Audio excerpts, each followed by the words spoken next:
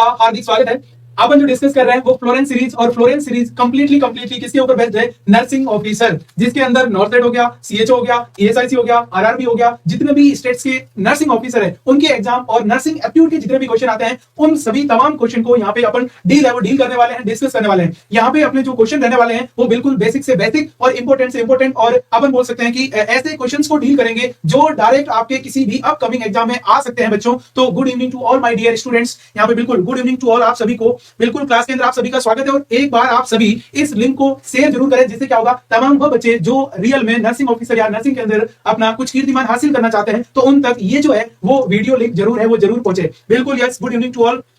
Yes बिल्कुल, Anu Mishra good evening, बिल्कुल Aran good evening, Bittu good evening, क्या नाम रखा है, उसके बाद Khushi Yadav good evening, Ritu good evening, बिल्कुल नीलू यादव है ना, गुड इवनिंग, बिल्कुल गुड इवनिंग। गुड मॉर्निंग कौन बोल रहा है भैया? अभी तक तुम्हारी जो मॉर्निंग है वो नहीं हुई क्या? अभी गुड इवनिंग चल रहा है, ठीक है। अब देखिएगा आज के क्वेश्चन को, बिल्कुल आज के सेशन को अपन स्टार्ट करते हैं बच्चों। पहला क्वेश्चन है वो क्वेश्चन किस तरीके का क्या रहने वाला है देखिएगा। भाई देखो यहाँ पे बात किसकी हो रही है बच्चों, सबसे पहले आपको यहाँ पे देखना है, डिस्कस क्वेश्चन को समझना है, और उसके बाद में आपको यहाँ पे राइट आंसर है वो राइट आंसर यहाँ पे करना है। क्या लिखा हुआ है? Treatment of severe dehydration. पहली बात तो डिहाइड्रेशन को हिंदी में निर्जलीकरण कहते हैं। यदि अपनी बॉडी के अंदर अपन बोल रहे हैं वाटर की कमी है, फ्लूइड की कमी है, तो उसको अपन डिहाइड्रेशन या निर्जलीकरण कहते हैं। अब बताओ यदि किसी को सीवियर निर्जलीकरण या डिहाइड्रेशन हुआ है, उस कंडीशन में आप ट्रीटमेंट क्या करोगे? आप यहाँ पे स्टार्ट कोलोइडल इमीडिएटली, आप इमीडिएटली कोलोइडल सॉल्यूशन स्टार्ट करोगे, स्टार्ट रिंगर लैक्टेट इमीडिएटली, आप आरएल को स्टार्ट करोगे, उसके बाद combination of 5% dextrose with RL, मतलब आरएल के साथ में डेक्सट्रोज दोगे, और उसके बाद स्टार्ट डीएनएस इमीडिएटली। बताओ भाई नॉर्मली आप सभी को पता है ना डिहाइड्रेशन होता है, तो अपन बोल रहे हैं सर देखो अपन बात करें नॉर्मल किसी को भी ये हो गया डिहाइड्रेशन। पहली बात तो डिहाइड्रेशन होता है तो उस कंडीशन में अपन यहाँ पे उस पेशेंट को क्या बोलते हैं? प्लेंटी ऑफ वाटर, कि भाई आप वाटर का यूज ज्यादा करें। लेकिन यहाँ पे डिहाइड्रेशन हो गया, इसका मतलब सीवियर डिहाइड्रेशन के अंदर आपको आईवी थेरेपी बच्चों चलानी पड़ेगी। तो बात तो यही है ना भाई, आईवी थेरेपी में कौन सा चलाओगे? बिल्कुल सभी अपना आंसर पुट करें। देखो इसमें जो आपका आंसर करोगे ना, ये आंसर यदि आपने प्रीवियस मेरी जो क्लासेस देखी है तो उसमें आपको ये पता चलेगा, मैंने ये भी कहा था कि जो फलों का राजा आम है तो फ्लूइडों का राजा आरएल है। तो ध्यान रखना जब अपन बोल रहे हैं इसका मतलब आप कोलोइडल देखो भारी चीजें होती है, इसके अंदर जो फ्लूइड है ना उसका मॉलिक्यूल्स हेवी होता है, उसका मॉलिक्यूल्स लार्ज होता है। तो ऐसी कंडीशन में आपको यहाँ पे क्या नहीं करना है, अपन बोल रहे हैं कोलोइडल आपको नहीं देना है। दूसरा अपन बात करें सर आप रिंगर लैक्टेट दे सकते हो, बिल्कुल देंगे। फिर कॉम्बिनेशन ऑफ 5% डेक्सट्रोज, आप आरएल के साथ में डेक्सट्रोज क्यों दे रहे हो? क्योंकि डिहाइड्रेशन के अंदर तो अपनी बॉडी में इलेक्ट्रोलाइट्स की कमी हुई है, और यहाँ पे ध्यान रखना आरएल के अंदर सभी इलेक्ट्रोलाइट्स होते हैं, तो आपको डेक्सट्रोज देने की यहाँ पे आवश्यकता नहीं है। और उसके बाद अपन बात करें डीएनएस बिल्कुल भी नहीं दिया जाता है, तो ये भी नहीं होगा और ये भी नहीं होगा। तो आपको यहाँ पे क्या स्टार्ट करना है बच्चों? वेरी इंपॉर्टेंट, और वो अपन बोल सकते हैं स्टार्ट ये हो गया रिंगर लैक्टेट इमीडिएटली। किसकी बात करें ध्यान रखना, और इसमें क्या होगा ध्यान रखना, कंप्लीट इलेक्ट्रोलाइट प्रेजेंट रहते हैं। यहाँ क्या होगा बच्चों? ये हो गया प्रेजेंट कंप्लीट, ये हो गया कंप्लीट इलेक्ट्रोलाइट। अपन यहाँ पे बोल रहे सर सारे इलेक्ट्रोलाइट्स है ना वो इसके अंदर, जैसे सोडियम, पोटेशियम, कैल्शियम, ये सारे के सारे इसके अंदर, यहाँ पे अपन बोल रहे हैं क्लोराइड, सारे के सारे इसके अंदर प्रेजेंट है, वो प्रेजेंट बिल्कुल रहते हैं। इसका मतलब बच्चों यहाँ पे इसका राइट आंसर क्या होगा? आरएल। आज के बाद कभी मत भूलना, डायरिया हो तो भी आरएल देना है, डिहाइड्रेशन हो तो भी आरएल देता है, क्योंकि डिहाइड्रेशन किसी वजह से हो सकता है, तो डिहाइड्रेशन डायरिया की वजह से हो सकता है। और जब अपन बात करें ना किसी को सीवियर डिहाइड्रेशन हुआ है बेटा, तो इसकी वजह से बच्चा अब आगे किसमें जा सकता है? इसकी वजह से ये बच्चा हाइपोवोलेमिक शॉक में जा सकता है। इसमें ध्यान रखना हाइपोवोलेमिक शॉक, और हाइपोवोलेमिक शॉक की वजह से उस बच्चे की डेथ भी हो सकती है। इसलिए सीवियर डिहाइड्रेशन, सीवियर डायरिया दोनों सबसे इंपॉर्टेंट है। यहाँ पे ध्यान रखना, आपने देखा होगा बच्चों को डायरिया सबसे खतरनाक है, और जो बूढ़े लोग जिनको अपन बोलते हैं एल्डर्स है ना, उनके लिए भी डायरिया सबसे खराब होता है। क्यों? क्योंकि इलेक्ट्रोलाइट की कमी होती है, और जैसे अपनी बॉडी में इलेक्ट्रोलाइट्स की कमी होगी बच्चों, तो उसकी वजह से यहाँ पे क्या होगा, व्यक्ति डिहाइड्रेशन हाइपोवोलेमिक शॉक में जाएगा, शॉक के बाद उसकी क्या हो जाएगी? डेथ है, वो डेथ हो जाएगी। बिल्कुल yes, good evening to all है ना। अब यहाँ पे देखिएगा तो पहले क्वेश्चन का राइट आंसर क्या रहेगा? बी है वो बी रहेगा। अगला बताओ भैया, ये क्वेश्चन है पोजीशन का, है ना, पोजीशन की यहाँ पे बात कर रहे हैं। क्वेश्चन क्या कह रहा है पहले देखिएगा, which of the following position, है ना, which of the following position to the patient during provide sigmoidoscopy। अब देखो यहाँ पे दो चीज बोलिए, पोजीशन और सिग्मोइडोस्कोपी। सिग्मोइडोस्कोपी का मतलब क्या होता है बच्चों? यहाँ पे एक ऐसा स्कोप है, इसका मतलब क्या देखो, सिग्मोइडोस्कोपी का मतलब क्या होता है? ये हो गया एनी स्कोप, स्कोप का मतलब होता है देखना, जिसके द्वारा अपन देखते हैं। एनी स्कोप इंसर्ट इन रेक्टम, किसके अंदर बच्चों? ये हो गया रेक्टम, एंड ये हो गया सिग्मोइड कोलन, सिग्मोइड ये हो गया कोलन ऑफ लार्ज इंटेस्टाइन। किसकी बात करें? ये हो गया लार्ज इंटेस्टाइन है ना, उस लार्ज इंटेस्टाइन की बात कर रहे हैं। तो अब अपन बोल रहे हैं सर लार्ज इंटेस्टाइन, और लार्ज इंटेस्टाइन में कौन सा? सिग्मोइड पोर्शन देखना है। आप सभी को पता होगा, देखो यहाँ पे अपन बात करें ना, ये अपन बात करें सर इंटेस्टाइन है, वो लार्ज इंटेस्टाइन की यहाँ पे मैं बात कर रहा हूँ। ये देखना इस लार्ज इंटेस्टाइन के कौन कौन से जो पार्ट है ना, वो पार्ट यहाँ पे होते हैं। सबसे पहले अपन बात करें तो इस पोर्शन को अपन बोलते हैं, ये हो गया सीकम का रीजन हो गया। सीकम के बाद में आता है बच्चों, ये हो गया सर असेंडिंग कोलन, आपको पता होना चाहिए, ये हो गया असेंडिंग कोलन। असेंडिंग कोलन के बाद में ये जो दिख रहा है ना, इसको बच्चों अपन बोलते हैं ट्रांसवर्स। किसकी बात करें? ये हो गया ट्रांसवर्स कोलन। ट्रांसवर्स के बाद में यहाँ पे होगा, उसको अपन बोलते हैं बच्चों, ये हो गया डिसेंडिंग कॉलम। क्या बोलते हैं? डिसेंडिंग। और डिसेंडिंग के बाद में यहाँ पे ध्यान रखना थोड़ा साइज में मोटा और बड़ा आएगा, और उसको अपन बोल रहे हैं, ये हो गया बच्चों सिग्मोइड है ना, वो सिग्मोइड कॉलम। कौन सा होगा? सिग्मोइड। उसके बाद में यहाँ पे आएगा रेक्टम, और रेक्टम के बाद अपन बात करें, ये हो गया एनएस है, वो एनएस आएगा। अब अपन यहाँ पे इसकी बात करते हैं किसकी? सर ये लार्ज इंटेस्टाइन की स्ट्रक्चर है, ये ध्यान रखना इसमें। अब मैं बात करूं कि ये स्कोप आपको कहां डालना है, यहाँ पे, तो कौन सी पोजीशन पेशेंट को दोगे तो इजीली सिग्मोइड कोलन विजुलाइज होगा, पता भी कौन सा होगा, lithotomy position, Sims lateral, knee chest या सुपाइन पोजीशन, कौन सी पोजीशन दोगे बच्चों, जल्दी से आंसर बताइएगा। अब देखो मैंने बिल्कुल क्वेश्चन को आपको समझा दिया है। अब देखो इसमें अपन बात करें लिथोटोमी, बेटा जो लिथोटोमी पोजीशन है ना, ये दी जाती है लेबर में। कब दी जाती है, ये अपन बोल रहे हैं लेबर होता है उस कंडीशन में, या अपन बोल रहे हैं डिलीवरी की कंडीशन में। जब भी डिलीवरी होती है लेबर कंडीशन, या आपको कोई भी गाइनो, किसी बात का ध्यान रखना, ये हो गया गाइनो का प्रोसीजर करना है, किसका प्रोसीजर करना है, ये हो गया गाइनो के प्रोसीजर में आपको कौन सी पोजीशन देनी है, तो वो हो गया लिथोटोमी पोजीशन। ओके, इसका मतलब ये तो सही होगा नहीं। अगला सिम्स लेटरल, सिम्स लेटरल बेटा जो मोस्ट कॉमन होती है ना, वो होती है अपन बोल रहे हैं एनीमा देने के अंदर, किसके अंदर, अपन बोल रहे हैं एनीमा देते हैं ना अपन, ये हो गया एनीमा, ये हो गया अपन बोल रहे हैं एनीमा। एनीमा का मतलब क्या होता है कि यदि कोई भी व्यक्ति है ना, उसको कॉन्स्टिपेशन है, और कॉन्स्टिपेशन वाले व्यक्ति के जो हार्ड फिकल मैटर है, उस हार्ड फिकल मैटर को आपको यहां पे क्या करना है, सॉफ्ट करना है, तो उसके लिए आपको यहां पे क्या करना पड़ेगा, एडिमा देना पड़ेगा, और एडिमा के लिए सबसे बेस्ट है वो यहां पे रहेगी। तो इसका मतलब क्या हो गया, सिम्स लेटरल है, वो सिम्स लेटरल है ना। उसके बाद अपन बात करें नेक्स्ट वन, नी चेस्ट पोजीशन। नी चेस्ट पोजीशन कैसी होगी, इसके अंदर पेशेंट है ना, उसको आपको नी के ऊपर लिटाना है और उसको आगे की ओर चेस्ट के ऊपर झुकाना है, तो ऐसी पोजीशन। और ये पोजीशन अपन बात करें ना, तो वो किसमें दी जाएगी, ये हो गया सिग्मोइडो, किसकी बात करें ध्यान रखना, सिग्मोइडोस्कोपी, या अपन बोल रहे हैं रेक्टोस्कोपी, क्या बोलते हैं ध्यान रखना, रेक्टोस्कोपी, या अपन बोल रहे हैं कोलोनो, ये हो गया कोलोनोस्कोपी। आप रेक्टोस्कोपी के लिए, कोलोनोस्कोपी के लिए, सिग्मोइडोस्कोपी के लिए सबसे बेस्ट पोजीशन कौन सी रहेगी बच्चों, तो वो रहने वाली है नी चेस्ट पोजीशन। कौन सी पोजीशन रहेगी, नी चेस्ट पोजीशन है, वो नी चेस्ट पोजीशन रहेगी। और सुपाइन की बात करें तो व्यक्ति सीधा लेट रहा है, और सुपाइन पोजीशन तो अपन बोल रहे हैं सर, यदि अपन बोल रहे हैं कि किडनी, उस किडनी की सर्जरी के बाद में हो गया हो, है ना, उसके बाद अपन बोल रहे हैं कि आपको फिजिकल एग्जामिनेशन करना हो तो उसके लिए हो गया हो, तो ये वैसी चीज है। इसका मतलब यहाँ पे आप क्या करोगे, नी चेस्ट पोजीशन है, वो नी चेस्ट पोजीशन यहाँ पे दोगे, ये चीज ध्यान रखना। तो इसका सी है, वो सी बेटा करेक्ट है, वो करेक्ट आंसर रहेगा। बढ़िया और अच्छा और लॉजिकल क्वेश्चन है। इसके साथ साथ में दूसरे जो मैं क्वेश्चन बताता हूं ना, ये भी आपको अच्छी तरीके से अपने माइंड, उस माइंड में आपको बच्चों लेना है, ये चीज आपको यहाँ पे ध्यान में रखना है। क्लियर हो गया ये क्वेश्चन। अगला क्वेश्चन यहाँ पे देखिएगा बच्चों, ये हो गया अगला क्वेश्चन। अगला क्वेश्चन क्या कह रहा है, ये तो आपने कहीं ना कहीं इस थ्योरी को पढ़ा होगा, पहले क्वेश्चन को पढ़िए, समझिए, और उसके बाद आंसर है वो आंसर दीजिएगा। क्या लिखा है, the theory of hierarchy of need is called, कि भाई अपन बोल रहे हैं कि ऐसी कौन सी थ्योरी ऑफ हायरार्की है। हायरार्की का मतलब होता है एक लेवल की बात हो रही है, एक लेवल, दो लेवल, तीन लेवल, चार लेवल, उसको अपन बोलते हैं हायरार्की। और यहाँ पे अपन बोल रहे हैं नीड की, तो कौन सी बताओ, मास्लोस नीड हायरार्की, फिर हाई परफॉर्मेंस लेवल, या अपन बोल रहे हैं मैकक्लेलन नीड थ्योरी, और उसके बाद अपन बोल रहे हैं ये होगा हल्सबर्ग टू फैक्टर थ्योरी। अब अपन बात करें सर इसके अंदर, तो आप सभी को यहाँ पे पता होगा कि एक मास्लो हायरार्की करके एक थ्योरी है। क्या थ्योरी बेटा, मास्लो हायरार्की करके थ्योरी है। और उस मास्लो हायरार्की थ्योरी के अंदर कौन कौन से लेवल होते हैं, यहाँ पे अपन बात करें, एक तो होता है फिजियोलॉजिकल, किसकी बात करें, ये हो गया फिजियोलॉजिकल नीड है ना, उस नीड का एक लेवल होता है। दूसरा लेवल बच्चों जो होता है उसके ऊपर बात करें तो वो हो गया safety and security. Safety and किसकी बात करें, ये हो गया सिक्योरिटी है, वो सेकंड लेवल होगा। तीसरा लेवल, जब देखो कोई भी व्यक्ति है ना, अब यहाँ पे किसकी मैं बात कर रहा हूं, आप सभी को पता होगा कि सर बिल्कुल सभी ने मोस्ट ऑफ जो आंसर दिया है, ठीक है ना, वो आंसर बहुत सारे बच्चों ने ए दिया है ना, यस यस यस, बहुत सारे बच्चों ने ये आंसर दिया कि सी आंसर दे रहे बेटा, ऐसा कुछ नहीं होता है ना, ये भी नहीं है, ये भी नहीं, only and only A answer होगा जिसका नाम मास्लो हायरार्की नीड थ्योरी। अपनी क्या नीड है, आपकी क्या नीड है, मेरी नीड क्या है, सबसे पहले मेरी नीड रहेगी बच्चों, ये हो गया आपका फिजियोलॉजिकल नीड। अब फिजियोलॉजिकल नीड क्या है, आप सभी को पता है, रोटी कपड़ा मकान, किसकी बात करें रखना, तो अपन यहाँ पे बोल रहे हैं कि भाई एक तो आपको यहाँ पे क्या मिलना चाहिए सर, फूड मिलना चाहिए। उसके बाद में क्या होना चाहिए, ये होगा सर शेल्टर, शेल्टर मतलब घर के लिए रहने के लिए छत होनी चाहिए। उसके बाद आपको क्या मिलना चाहिए, क्लोथ है वो क्लोथ, कपड़े मिलना चाहिए। उसके बाद आपको क्या मिलनी चाहिए, आपको एयर मिलनी चाहिए। उसके बाद आपको क्या मिलना चाहिए, जो है वो सेक्सुअल डिजायर है वो आपकी कंप्लीट होनी चाहिए। ये होती है फिजियोलॉजिकल नीड। अब जैसे मेरी ये कंप्लीट होगी तो फिर मैं किसके ऊपर जाऊंगा, मैं बोलूंगा कि मुझे भैया, मैं जिस सोसाइटी में रहता हूं ना, मुझे सेफ्टी और सिक्योरिटी चाहिए। तो यहाँ पे मैंने क्या लिख दिया, सेकंड का नाम सेफ्टी एंड सिक्योरिटी। अब व्यक्ति को जो फिजियोलॉजिकल नीड पूरी होगी,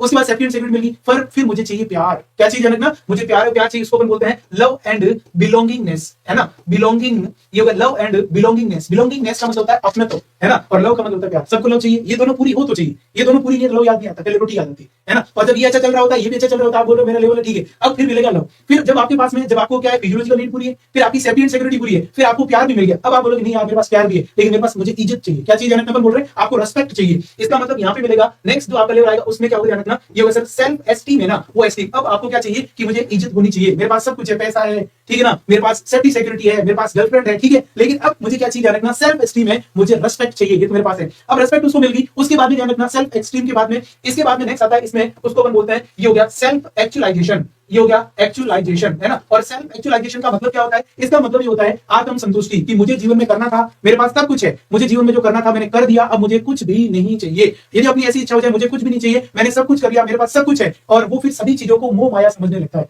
और जब आप मोह माया में चले जाते हो ना, ऐसी कंडीशन को अपन सेल्फ एक्चुअलाइजेशन कहते हैं, कि कुछ नहीं है, भगवान के भजन करो, ईश्वर ही सत्य है, एक बार सबको जाना है, वो कंडीशन आपकी सेल्फ एक्चुअलाइजेशन है, वो सेल्फ एक्चुअलाइजेशन होगी बच्चों, है ना। अब ये कंडीशन की बात करें, कभी भी आपसे ये क्वेश्चन पूछा जाए ना कि आपकी लाइफ की सबसे बेसिक नीड क्या है, तो इसको अपन बोलते हैं, ये हो गया प्रायोरिटी, ये हो गया प्रायोरिटी या बेसिक नीड। ये कैसी होती है, प्रायोरिटी या जो बेसिक नीड है ना बच्चों, वो बेसिक नीड यहाँ पे रहेगी, है ना ये। और इसको अपन बात करें तो ये होगी टॉप लेवल नीड, है ना, ये होगा टॉप लेवल नीड। ये जो लेवल नीड है वो कैसी टॉप, ये हर किसी को नसीब हो या नहीं हो, लेकिन व्यक्ति लास्ट में ये पहुंच ही जाता है। है ना, लास्ट में किसमें पहुंच जाता है। तो ये एक व्यक्ति की क्या नीड होती है, इसलिए तो बोला ना हायरार्की ऑफ नीड कि मेरी क्या नीड है। तो मेरे ये लेवल कौन से 1 2 3 4 और 5 लेवल है, इसको अपन बोलते हैं। और ये लेवल किसने समझाए बच्चों, तो ये लेवल जो समझाने वाले व्यक्ति थे ना, उसका नाम है, ये हो गया मास्लो हायरार्की थ्योरी, है ना। मास्लो जो थे ना, उन्होंने ये क्या किया, इस थ्योरी को समझाया। तो कभी भी आपसे ये पूछा जाए कि मास्लो हायरार्की थ्योरी के अंदर कौन सी 5 स्टेप्स होती है, तो ये 5 स्टेप्स आपको यहाँ पे बतानी है। ये सबसे लोअर है लेकिन सबसे प्रायोरिटी और बेसिक नीड है, और ये ध्यान रखना टॉप लेवल की हाईएस्ट लेवल की नीड है। ये हाईएस्ट लेवल, ये लोवेस्ट लेवल, ये हाईएस्ट प्रायोरिटी और ये लोवेस्ट प्रायोरिटी, ऐसा ही है ना भाई, है ना। तो ये इस प्रकार का क्वेश्चन है। ये हो गया आपका, बिल्कुल सभी बच्चों को ये समझ में आ गया,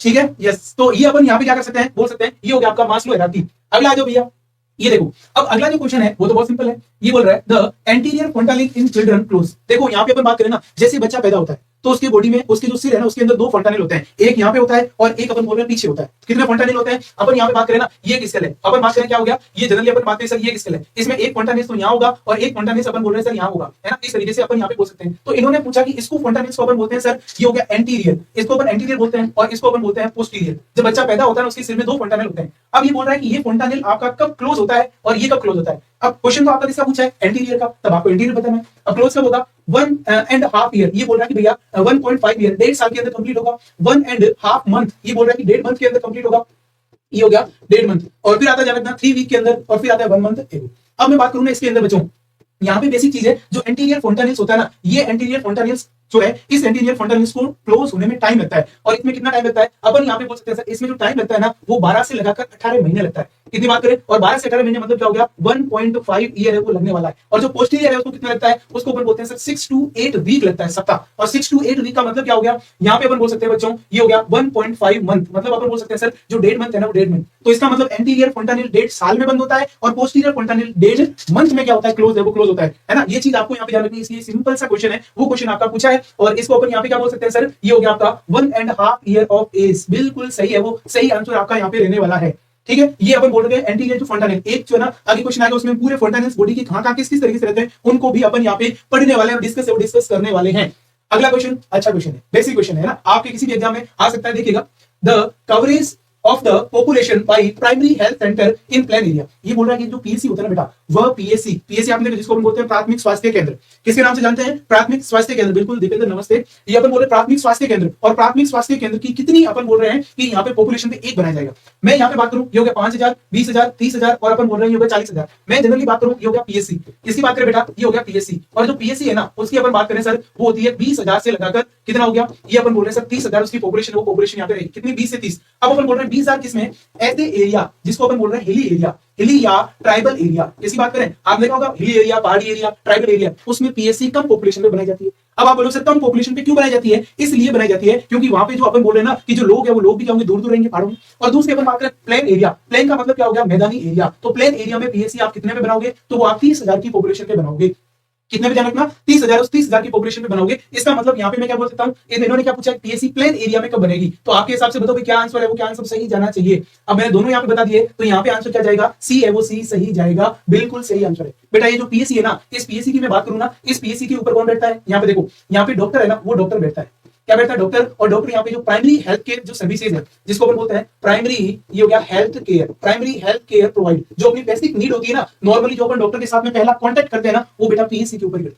फर्स्ट कांटेक्ट डॉक्टर के साथ में अपन बोल सकते हैं सर पीएससी, उस पीएससी पे ही होता है लोगों का। यहाँ पे बिल्कुल आपकी प्राइमरी हेल्थ केयर जितनी सर्विसेज है, वो सर्विसेज जैसे कि आप बीमार हो तो आपको टेबलेट देना, आपको ओआरएस देना, आपके फर्स्ट एड करना, आपको टीका लगाना, मदर है उसकी काउंसलिंग करना, वो सारे काम यहाँ पे क्या होते हैं, है ना। ये अपन यहाँ पे बोल सकते हैं। तो कितने में बनेगी, 30000 भाई, 30000 से बनेगी। ओके बच्चों, नेक्स्ट वन देखो भाई, नेक्स्ट क्वेश्चन। ये भाई क्वेश्चन बताओ, आपने देखा होगा पल्स ऑक्सीमीटर, देखा आपने, ध्यान रखना किसकी बात करें, पल्स ऑक्सीमीटर। आप डॉक्टर के पास जाते हो, और डॉक्टर जैसे आप डॉक्टर के पास जाते हो तो ध्यान रखना डॉक्टर आपके हाथ में, ध्यान रखना एक मशीन, छोटी सी मशीन डालता है, और उसके बाद उसमें कुछ रीडिंग देखता है। आपने देखा होगा कोरोना में स्पेशली देखता था। अब उसमें देखते क्या है, क्या क्वेश्चन है, क्वेश्चन यहाँ पे बेटा, a pulse oximeter give what type of information about the client. एक पल्स ऑक्सीमीटर जो होता है वो क्लाइंट से कौन सी इंफॉर्मेशन अपने को देता है, कौन सी इंफॉर्मेशन बताता है। Amount of carbon dioxide in blood, ये कह रहा है कि CO2 ब्लड में कितनी CO2 ये बताता है क्या। दूसरा, amount of oxygen in blood, ये अपन बोल रहे हैं ब्लड के ऑक्सीजन को बताता है क्या, यस। उसके बाद percentage of haemoglobin carrying oxygen, ये कह रहा है कि अपने जो है ना कितने % हीमोग्लोबिन है वो ऑक्सीजन को कैरी कर रहा है। मतलब आपकी बॉडी में ऑक्सीजन कितनी है। और उसके बाद ध्यान रखना रेस्पिरेटरी रेट। अब बेटा देखो सिंपल सी यदि अपन बात करें ना, पहली चीज तो अपन बोले सर ब्लड में कार्बन डाइऑक्साइड देखने के लिए थोड़ी लगाते हैं क्या, अपने ब्लड में CO2 देखने के लिए थोड़ी अपन पास ऑक्सीमीटर हाथ में वो लगाते हैं। अब अपन यहाँ पे बात करें ये amount of oxygen in blood, blood में ऑक्सीजन का पता करने के लिए बेटा एक स्केल होती है, उसका नाम है एबीजी एनालिसिस। क्या होता है ध्यान रखना, एबीजी एनालिसिस है ना, उस एबीजी एनालिसिस से क्या बनता है ध्यान रखना, आप ये देख सकते हो कि अपने ब्लड में ऑक्सीजन कितनी है तो उसके लिए। और एबीजी का मतलब होता है ध्यान रखना, ये होगा आर्टेरियल ब्लड गैस। किसकी बात करें ध्यान रखना, ये अपन बोले एबीजी की फुल फॉर्म क्या है, ये हो गया बच्चों आर्टेरियल, ये हो गया ब्लड, ये हो गया ब्लड गैस है ना। और इसका ध्यान रखना एनालिसिस से वो एनालिसिस होता है। तो ये तो ब्लड का हो गया, इसका मतलब ये भी नहीं बताएगा। फिर अपन नेक्स्ट बात करते हैं percentage of haemoglobin carrying oxygen. बिल्कुल सही आंसर है, ध्यान रखना पल्स ऑक्सीमीटर आप लगाते हो तो वो ये देखता है कि अपना जो टिश्यू है ना, पहली बात तो अपने टिश्यू में हीमोग्लोबिन है, हीमोग्लोबिन कितना है, और हीमोग्लोबिन ये हो गया कैरी ऑक्सीजन, हीमोग्लोबिन कितनी O2 को कैरी कर रहा है। और यदि अपन देखें इसको अपन बोलते हैं ध्यान रखना SpO2। क्या बोलते हैं बेटा, SpO2। SpO2 की फुल फॉर्म क्या है, अपन बोल सकते हैं सर सैचुरेशन ऑफ, ये हो गया सैचुरेशन, ये हो गया saturation of oxygen, saturation of O2, O2 की सैचुरेशन को देखता है। और O2 की सैचुरेशन की जब हम बात करें नॉर्मली कितनी होती है बेटा, 96 से लगाकर 100% होती है। मैं ये कह रहा हूं कि आप हो मैं हूं, अभी अपनी बॉडी के अंदर कितनी ऑक्सीजन चल रही है, तो ध्यान रखना आप सभी की चेक करोगे ना, तो ध्यान रखना 96 से 100 के बीच में आएगी। कितने आएगी ध्यान रखना, और 96 100 के बीच में आएगी। इससे कम आने लग जाए तो अपन ये बोल रहे हैं कि बेटा यहाँ पे क्या होगी, आपको दिक्कत है, वो दिक्कत यहाँ पे हो जाएगी। ठीक है, तो ये अपन यहाँ पे बोल सकते हैं। तो ये रहेगा। और रेस्पिरेटरी रेट देखने के लिए ये नहीं होता, रेस्पिरेटरी रेट अपन क्या कर सकते हैं, इसके द्वारा नहीं देखी जाती है। तो ये बिल्कुल आपका सही आंसर रहेगा। और वेरी इंपॉर्टेंट ऐसे क्वेश्चन बेटा आ सकते हैं, ध्यान रखना, सिंपल और बेसिक क्वेश्चन है ना। जो बच्चे ये चीजें पढ़ रहे हैं समझ रहे हैं उनके लिए बहुत ही इंपॉर्टेंट चीज है और बिल्कुल वेरी बेसिक है, वो वेरी बेसिक रहने वाला है। यस, तो इसका मतलब इसका सही आंसर क्या रहेगा, सी है, वो सी रहेगा। अगला क्वेश्चन, ये क्वेश्चन तो आप बता ही सकते हो, ठीक है ना। इसकी बात करें कि which disease also known as break bone fever, ऐसी कौन सी बीमारी है जिसको अपन बोलते हैं उस बीमारी के अंदर हड्डी तोड़ बुखार आता है। ऐसी कौन सी बीमारी है जिसमें हड्डी तोड़ बुखार आता है जिसको अपन बोलते हैं ब्रेक बोन फीवर। मतलब टाइफाइड में आएगा, डेंगू में आएगा, हेपेटाइटिस बी में आएगा या डिप्थीरिया में आएगा। ये तो आपको बिल्कुल अच्छी तरीके से सभी को पता होना चाहिए, ठीक है, बिल्कुल यस बताइएगा। अब अपन बोल रहे हैं सर टाइफाइड है ना, इस टाइफाइड को तो अपन नहीं बोलते हैं। टाइफाइड के अंदर ये कभी भी अपन ब्रेक बोन है ना, उस ब्रेक बोन की यहाँ पे बात बिल्कुल भी नहीं करते हैं। तो टाइफाइड के अंदर जो फीवर आता है उसका नाम है स्टेप लेडर।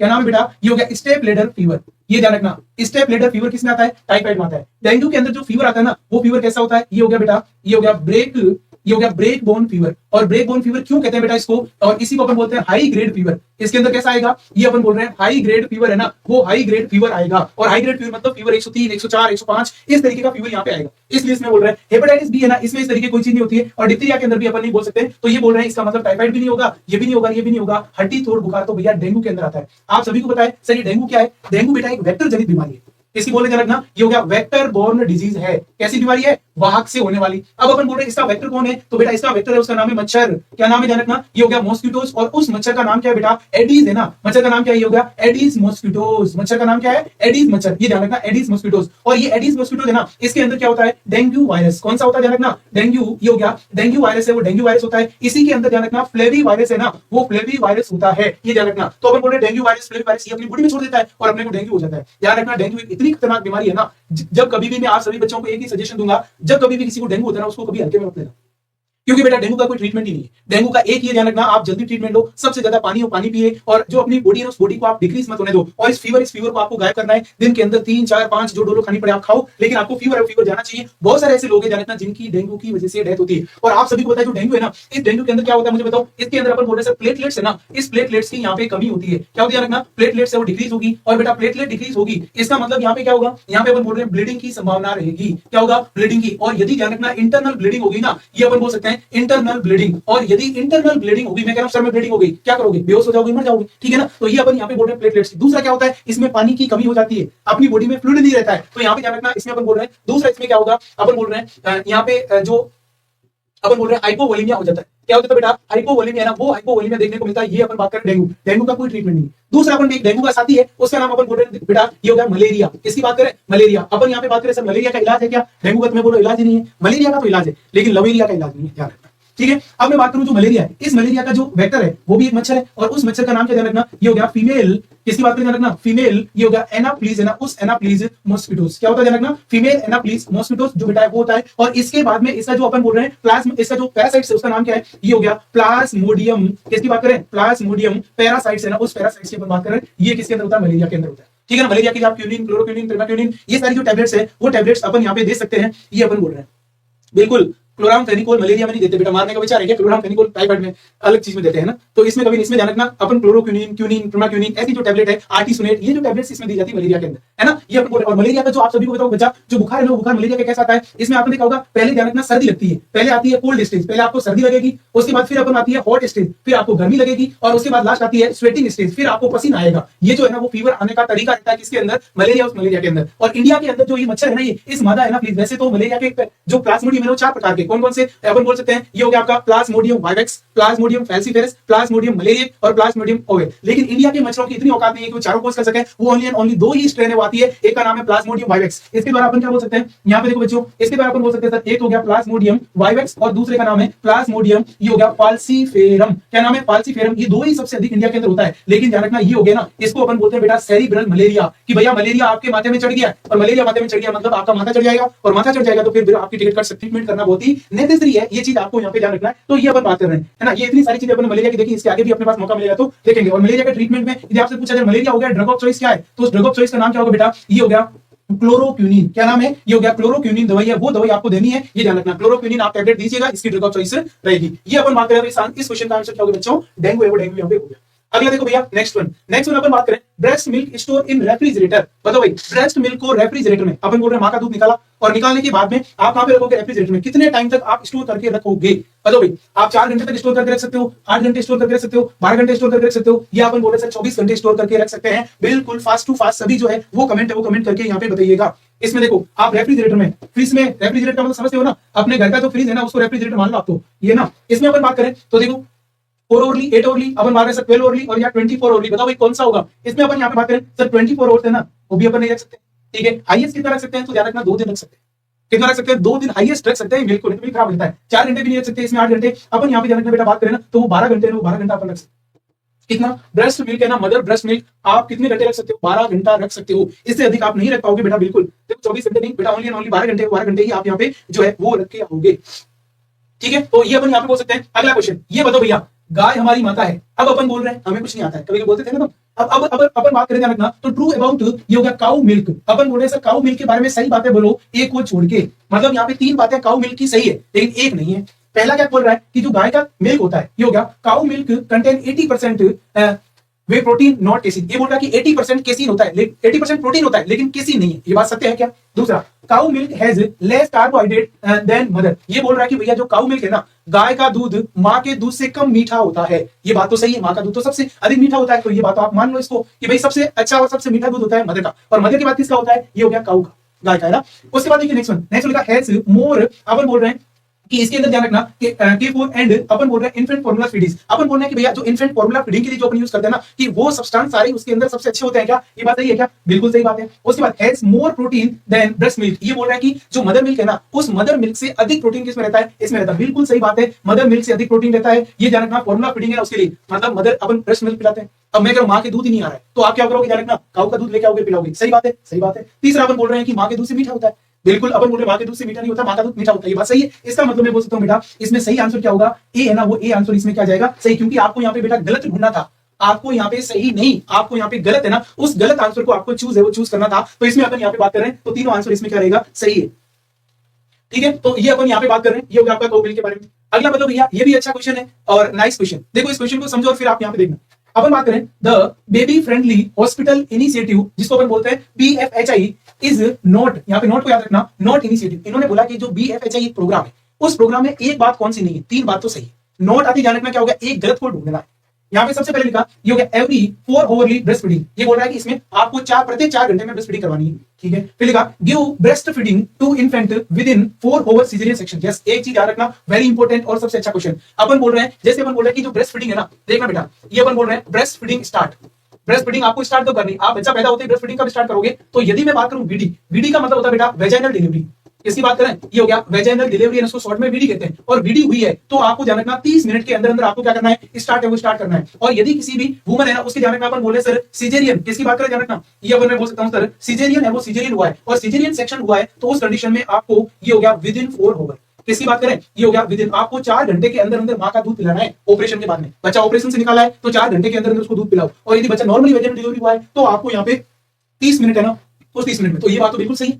फिर नेक्स्ट लिखा initiate breast feeding with in half hour of birth, ये बोला आधे घंटे के अंदर अंदर मां का मिल्क पिलाना चाहिए, बिल्कुल सही बात है, ये तो अपने भी यहाँ पे देखी। फिर नेक्स्ट अपन बोल रहे हैं अनक्रेज ब्रेस्ट फीडिंग ऑन डिमांड, ये बोल रहा है कि जब भी बच्चा भूखा हो, जब भी बच्चे का दूध पीने का मन हो, तब आप उसको दूध पिलाएं। सही बात है, बच्चे का मन होगा तब वो मां से दूध मांगेगा, रोएगा, ध्यान रखना। इसका मतलब ये बात भी सही है, ये बात भी सही है, ये बात भी सही है। जरूरी नहीं है कि 4 घंटे, मैं कह रहा हूं बच्चे को 4 घंटे से पहले भूख लगी तो क्या करोगे, पिलाना तो पड़ेगा। इसका मतलब ये जो कथन लिखा है ना, ये बात में, इस बात में सच्चाई नहीं है, इस बात में सच्चाई नहीं है। तो ये अपन बोल सकते हैं सर इसका जो सही आंसर है वो सही आंसर बेटा क्या रहेगा, इसको अपन बोल सकते हैं तो ये रहेगा, ये होगा आपका एवरी 4 ओवरली ब्रेस्ट फीडिंग है ना, उसके नाम से यहाँ पे जाता है।